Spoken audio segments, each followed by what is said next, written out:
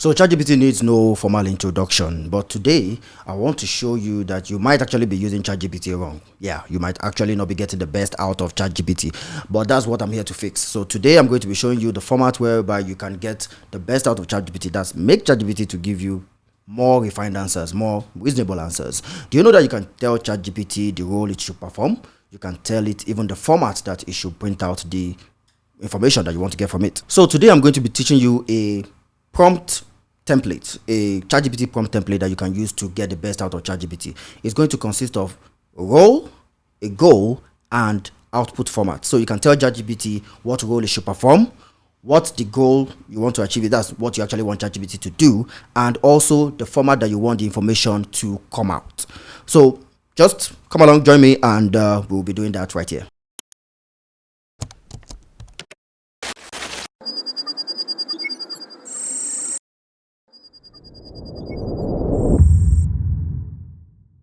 So recently I was trying to write a proposal for a developer advocacy role where I had to define the things I'll be doing in the first month being in that role, that the first month being on the job. And I decided to use ChatGPT to get some help. So we're going to be using the format I'm going to be teaching you now to see how we can get the best out of ChatGPT to define what a developer advocate has to do in their first month hitting the ground running. Let's get right into it. So to generate the developer advocacy tasks for a month thing, this is what a lot of us usually do. We just go and say, what should a developer advocate do in their first month on the job? Just fix some things here. So what should they do in their first month on the job? This is what most of us do. We just type a simple sentence dictating our intention and tell ChatGPT to give us an answer. And definitely ChatGPT, being the awesome natural language processing app it is, it's going to give us something that is very, very reasonable and something that we can work with. But what I want to show you in this video is that you can actually get a better result than what ChatGPT is currently generating. So we're just going to wait for it to finish generating this and we'll see what we have to work with. So ChatGPT is done. As you can see, it has generated a list, and this is actually a brilliant list already. You can work with this. But what if we can game the chatbot to give us a more refined answer by, like I said, defining the role it should be, what it should represent, the goal we want to achieve, and also the format we want the message or the information is outputting to be displayed. So I'm going to try this once again, and now I'm going to start by defining the role. So what I'm just going to say is, I'm going to say you are a developer advocate. You are a developer advocate. So I've defined the role that ChatGPT is supposed to perform. So ChatGPT already gets the context that it's meant to be a developer advocate and think like a developer advocate. So it allows it to kind of focus on the part of its training that helps it to act as a developer advocate. So that's the first thing. Then let's do shift enter and go down. Then what is the goal? The goal we want to perform.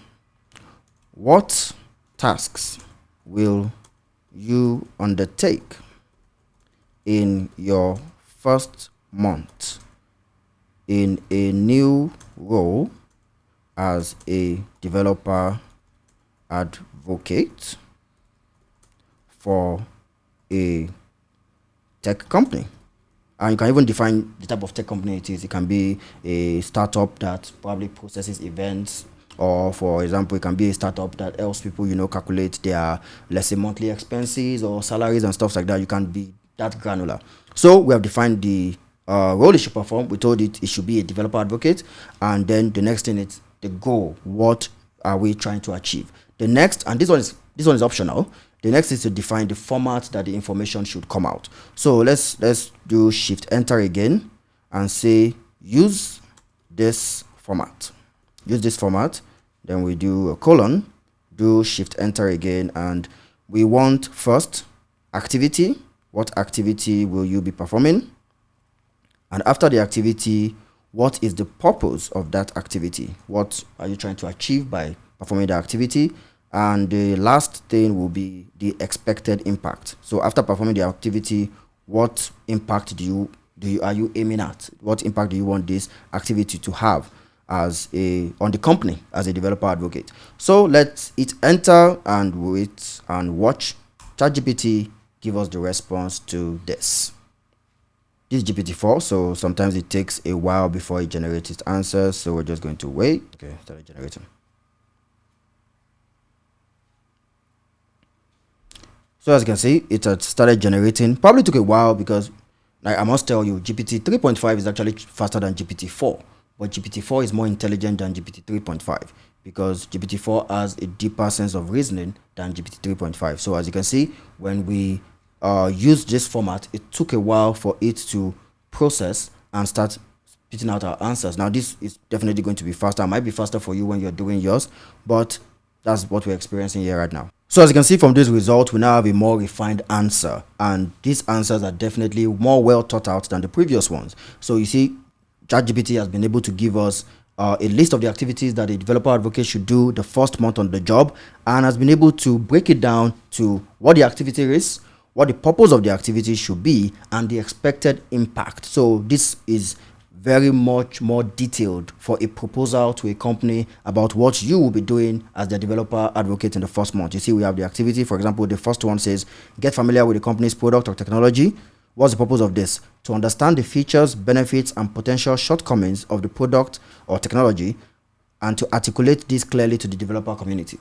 And what's the expected impact? That this will provide the necessary foundation to create compelling narratives, answer queries effectively, and accurately represent the product or technology to developers. That is a well thought response, much more refined than something that you have here that are just summaries. For example, this build a network. It says to identify key influencers, potential collaborators, or friendly competitors in your space. Building a network will help you increase your reach and the effectiveness of your advocacy, which is also nice. But something like this is well broken down, and because we told it to assume a role, this list is more refined, is more straight to the point, and it's easier to understand for the proposal you're writing. So that's how to use the role, goal, and output format for writing prompts in ChatGPT to get the best out of the chatbot.